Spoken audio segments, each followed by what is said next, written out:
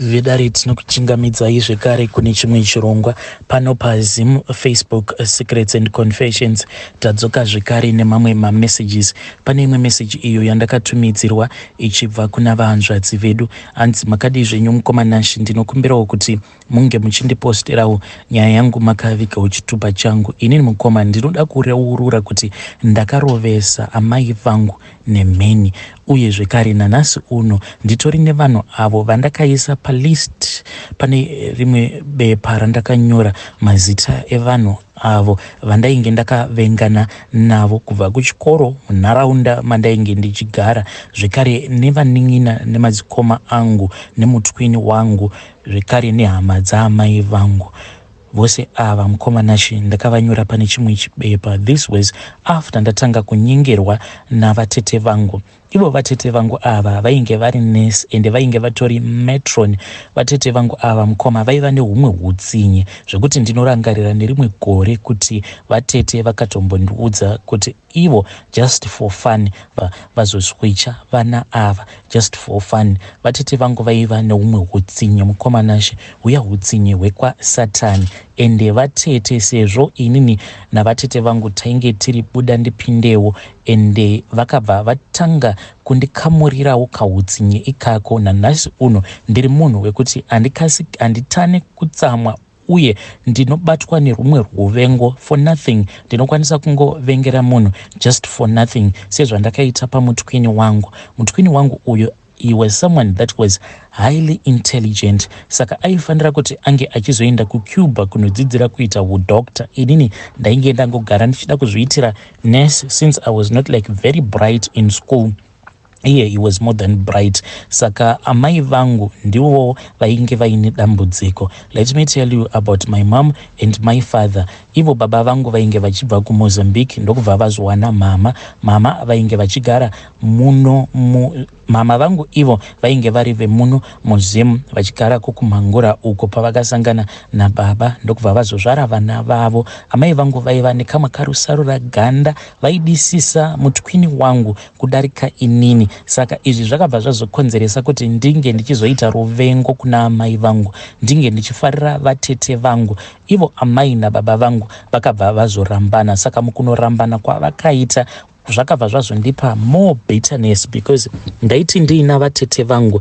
Vatete vaingoramba vachindiudza kuti the reason as to why my parents had to break up, it was because ivo amai vangu pachezvavo vainge vari mukadzi uya ainge asingadi kutongwa, zvekare vainge vari munhu ainge asingakwanisi kubata murume wake zvakanaka. Amai vangu ivo vaita zvekunotengesa madhoiri kuSouth Africa, vachidzokawo nemadhuvet nezvakangosiyana-siyana, but he used to bring gifts for my other siblings. Vakazoti vaseparata, ini ndikabva ndaona kuti it was far much better kuti ndinogara zvangu navatete vangu, since vatete vangu vainge vachirakidza kundida ende vaindida zvemazvokwadi. Vakabva vati ivo she wanted to mentor me so that I can become a nurse like her. And zveshuwa after nursing school ndakabva ndazototanga kutoshanda pachipatara apo painge pachishanda vatete vangu. Mukoma inini navatete tainge tava kuwirirana chaiko, ende mukunowirirana kwedu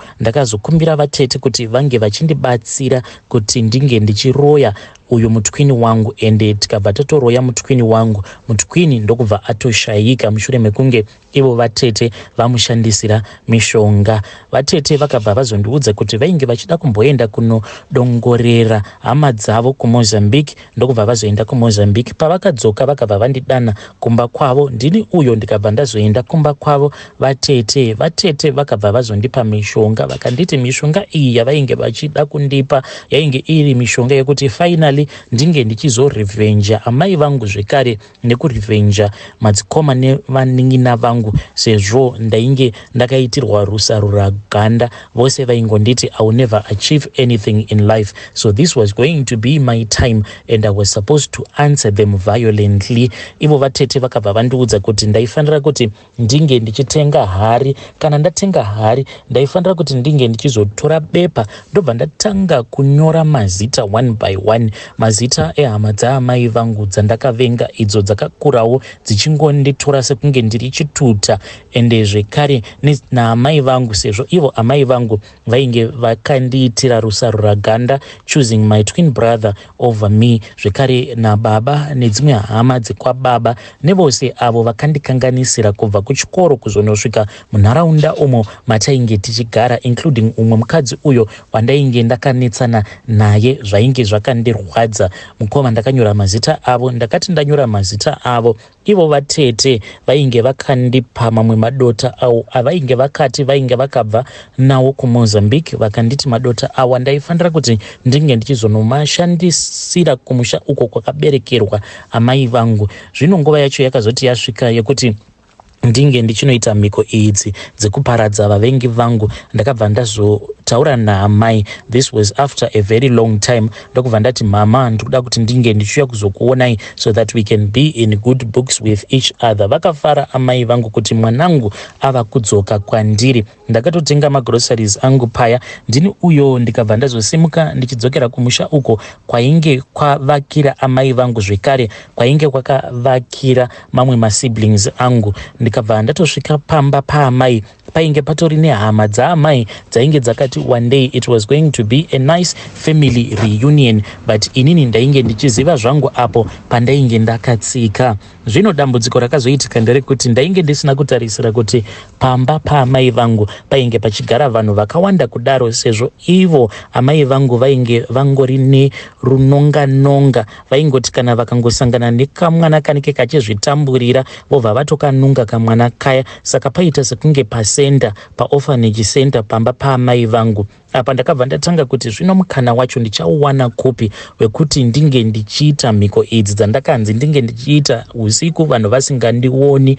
Mukoma, asi vatete vangu vainge vachiita sekunge vainge vatogara vakafemerwa. Vatete vakanditi, kana ukaona kuti iwewe hauna mukana wekuti unge uchiita izvo zvauri kuda kuti unge uchizoita pamba paamai vako, uchatora dota iri. Kana watora dota iri wobuda pachivanze paamai vako wobva wafuridzira uchitaura izvo zvaunoda kuti zvinge zvichiitika. Mukoma, ndakabva ndangoita sekunge ndainge ndabatwa nemudumbu. Ndini uyo ndikabva ndanoti muzvitondo, ndakati ndakahwandamo muchitondo muya, ndokubva ndatora dota riya ravainge vakabva naro kuMozambique, ndikabva ndazotanga kufuridzira ndichiitira kuti vanhu ava vainge varipo pamba paamai vangu vose, including my mom, vange vachibatwa nedzimwe hope dzekuti vaisazombomuka zvekare.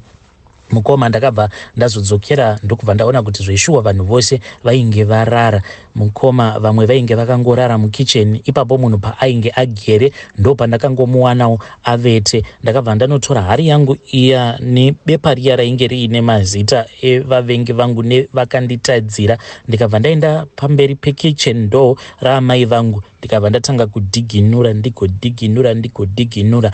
Zvino apa painge pakavakira amai vangu paiva nematombo. Mukoma, asi ndakashinga ndikadhiginura ndokubva ndazotora hari iya ndikatora bepa riya zvekare ndikabva ndazofushira. Mangwana acho ndokubva ndazomuka ndichidzoka zvangu kuno kuHarare. Ndakati ndadzoka kuno kuHarare ndikaita sezvandainge ndakaudzwa navatete, nekuti vakanditi usati wasvika kumba kwako iri banga iri ndikuda kuti unge uchizoritora. Kana waritora wobva wazoenda naro kumakuva, wobva watsvaka guva remutorwa, wobva wazobaya guva remutorwa naro banga iri, mweya wake uchatsamwa, uchamuka wakatsamwa. Mweya wake ndo uchakonzeresa kuti vavengi vako vose vange vachizoparadzwa, iwewe wakatarisa. Mukoma, ndakabva ndazotanga kufamba mumakuva and purposefully ndainge ndichitsvaka guva riya rinorakidza kuti hama dzemufi dzakangouya dzikangorasa mufi dzikatongoti zvarova. Mukoma, ndakazoona rimwe guva ndikaona kuti iri rainge richiita, painge pasina kana chikwangwani, painge pasina kana tombstone, zvichiratidza kuti guva iri munhu akavikwamo mugova umo ainge akasovikwa kudhara. Zvekare ndichitarisa mamwe matombstone ndikaona kuti ndikaona kuti munhu uyu ainge areremo muguva rake ainge akasovikwa kudharadhara.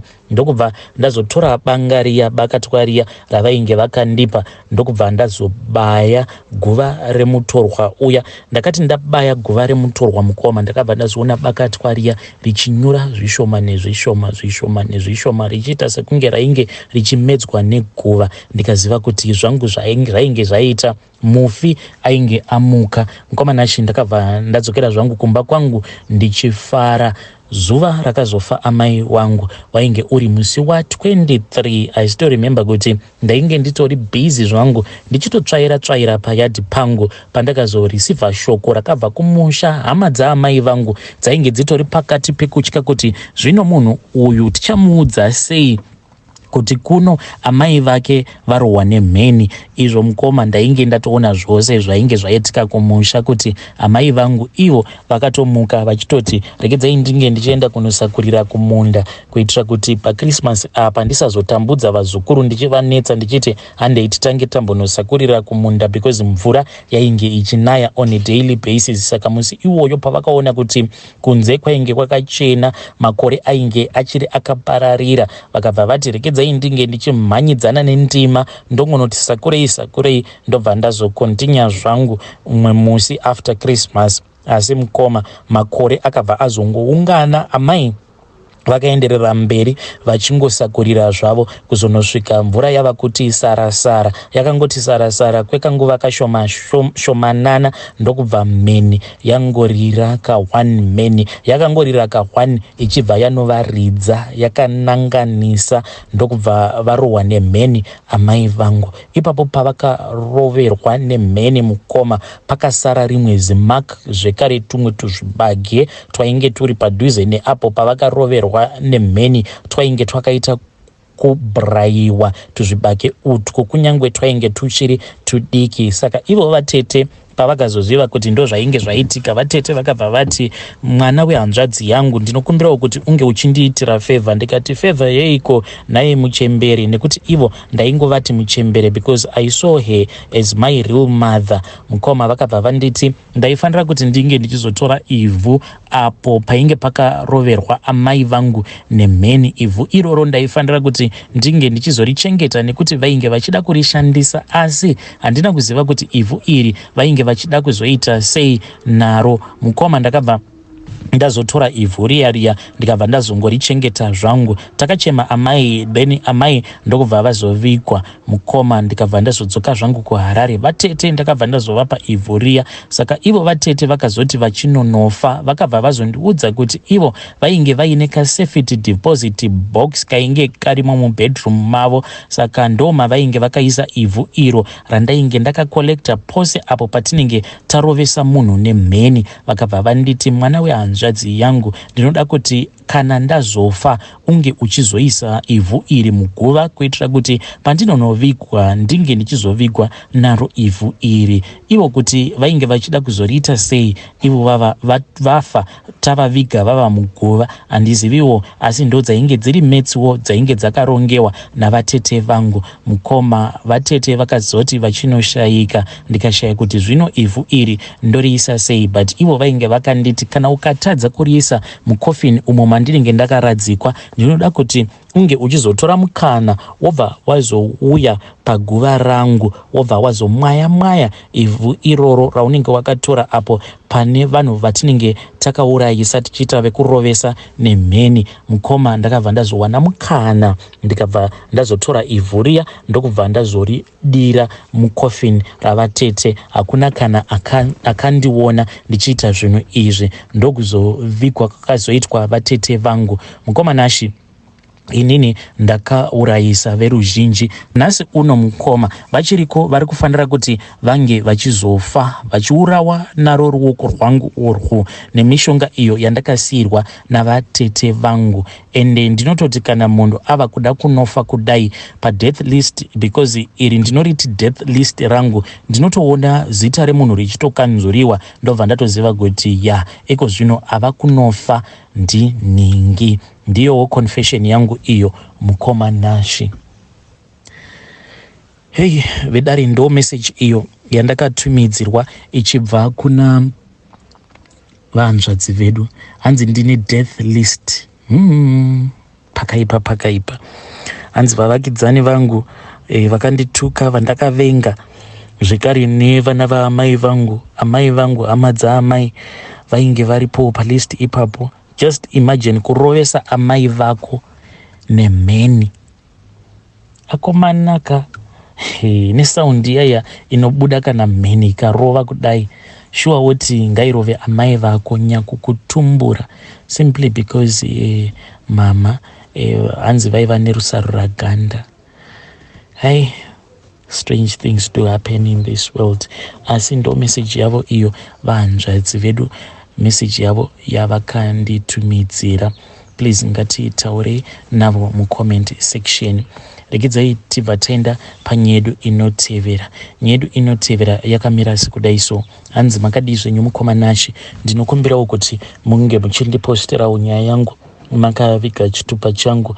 I can say kuti 2 years ago I thought kuti zvinhu izvi zvandainge ndichiita zvine pundudzo. I used to take pride in myself, ndichizviudza kuti ndiri muriwo weimwe mbinga yangu iyo yandinodanana nayo, but ndiri kukura mukoma. And mukukura kwandiri kuita, I feel kuti ndinofanira kuti ndinge ndichisiyana nayo mbinga iyi, since iye akanditi one day akatsamwa, never think in your life kuti I will ever get married to you. Saka ndakabva ndatoridha kuti nyaya iripo ndeyekuti munhu anongonditi wakanaka, you are attractive, simply because inini ndiri muriwo wake. Ndo zvaakandiudza, akangoti kwandiri uri muriwo, I will never dump my wife for you, even though you are much beautiful than my wife, but per character my wife is number one. And akandibatsira kubuild a life. Ndakachema mukomanashi ndikaridza mhere, but it seems as if I was just irritating him. Inini nembinga iyi pandakasangana nayo ndainge nditori nafiance wangu, but zvinhu zvake zvainge zvisati zvamusunungukira. Ainge akambomhanya akaenda kuSouth Africa kunoshanda. Ndikabva ndati ndikagomirira munhu aenda kuSouth Africa apo mukoma tainge tava kutoplana zvokuti aifanira kuzouya kumba kwedu. At the last minute mukoma paakandifonera achinditi baby, ndiri munzira ndiri kuuya kuzokuroora. Ndikati ani kuroora inini nemari? Akabva andiudza mari iyo yaainge akabata, which was less than 25. Achiti pari zvino baby ndine 25,000 rands. Ndo akabva anditi mari yandiinayo haidarike 25,000 rands, and amount yakaramba kubuda. Ndikaziva kuti hapana zviripo. Ndikatanga kufunga kuti ndingaunganidzira vabereki vangu $1,000 apa ndichiri musikana akakwana. Never, I will never do such a stupid thing. Ndakangobvumirawo nekuda kwekuti vabereki vangu vaindipa pressure, but mukoma I didn't. Ndakangobvumawo nekuda kwekuti vabereki vangu vainge vandipa pressure. Saka vanasekuru vake ndo vakatanga kuuya vachingouyawo kuzongotaura nyaya yavo, but vainge vatotumidzirwa mari. Iye achiti ndiri kuorganiza mari yekuti pandinouya ikoko then tobva tatanga kurenta somewhere else. Mukoma ndakatongotiza. Vakatomirira kuti muroora mukoma vakati vatanga kuita manegotiations, ndokubva ndatiza. Then kamunin'ina kangu kakabva kaenda kakabva kanotaura nehanzvadzi yadhedhi. Ndokubva vatete vakazonoudza baba vangu kuti the ceremony cannot proceed because ndainge ndatiza. And the reason as to why ndakatiza, it was because mbinga yangu yandainge ndichangotanga kudanana nayo yainge yakanditi, you cannot get married when our love is still so young, give me a chance. Saka ndakanyengirikawo ndikabva ndamupa a chance, since iye akanditi uyu muchinda wako uyu kana achiti iye mari yaainayo engori 1,000, chimira ndikupe $2,000 so that you can go and spoil yourself and spoil your mom. Ndokubva andipa mari iyaya. Mama nadhedhi vakazoda kupopota, ndakangovapa mari ndikati imi ndine munhu wangu wandava kudanana naye atongondipa mari iyi. That is more than the amount yamama muchida kupiwa nemunhu wenyu kuSouth Africa, plus ikoko anenge ari kundihurira futi sometimes aanse macalls angu. Saka vabereki vanozongogamuchira zvinenge zvataurwa nemwana wavo nedecision inenge yatorwa nemwana wavo. Ndakadanana nembinga iyi mukoma until yazondiudza kuti inini ndiri muriwo kwaari and I want to get married, but this guy, he does not allow me to split up with him, and I am scared kuti kana ndikamuramba zvezvo kutoti handichadi with some of his threats nezvaakamboita umwe mushandi wake. ainge amubira kushop kwake. I just feel scared for my own life. Hey, vidare ndo message iyo yandakatumidzirwa ichibva kuna vanzvedzi vedu. Hanzi ndiri muriwo weimwe mbinga. Hey, pakaipa. Hanzi mbinga yangu yakanditi wakanaka kudarika mukadzi wangu, but mukadzi wangu ane character yandinoda. I hope kuti muri kuzvinzwa. If you are a slay queen, I hope that muri kuzvinzwa kuti apo pekuti murume anongosiya mukadzi wake just like that, panoti netsei. Saka beauty is beauty, but kuzoti ndichawina murume nekuda kwebeauty panoti netsei. Hanzi mbinga yangu yakanditi character yemukadzi wangu. So please let us talk with our dear sister in the comment section. Amen. Toti kudi zvimwe kuda akachinja character yake anobva azoroorwa nembinga, kana kutoti ritori statement remurume aneta nekungotambisa mwana wevanhu. Pakaipa.